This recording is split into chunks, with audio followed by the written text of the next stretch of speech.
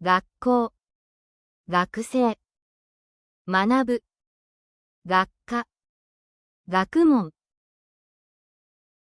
私は学校で毎日新しいことを学びます。学生たちは一緒に学科の勉強をして、時々学問についての話を聞きます。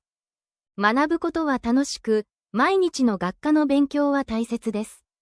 学校の先生は学生に学問の面白さを教えます。私は毎日学校で学ぶことで、学問や学科について少しずつ理解します。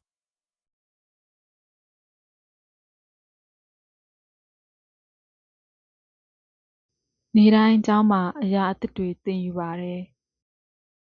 私は学校で毎日新しいことを学びます。ကျောင်းသားတွေကအတူတူဘာသာရပ်တွေကိုလေ့လာပြီးတခါတရံပညာရေးအကြောင်းကိုနားထောင်ကြပါတယ်。学生たちは一緒に学科の勉強をして、時々学問についての話を聞きます。သင်ယူတာကစိတ်ဝင်စားဖွယ်ကောင်းပြီးနေ့တိုင်းဘာသာရပ်တွေကိုလေ့လာတာအရေးကြီးပါတယ်。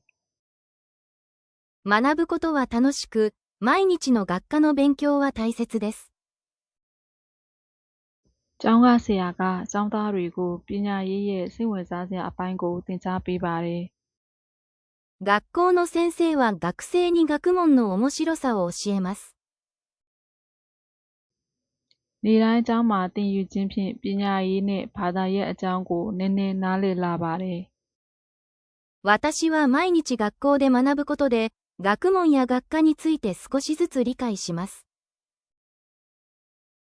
私は学校で毎日新しいことを学びます。学生たちは一緒に学科の勉強をして、時々学問についての話を聞きます。学ぶことは楽しく、毎日の学科の勉強は大切です。学校の先生は学生に学問の面白さを教えます。私は毎日学校で学ぶことで、学問や学科について少しずつ理解します。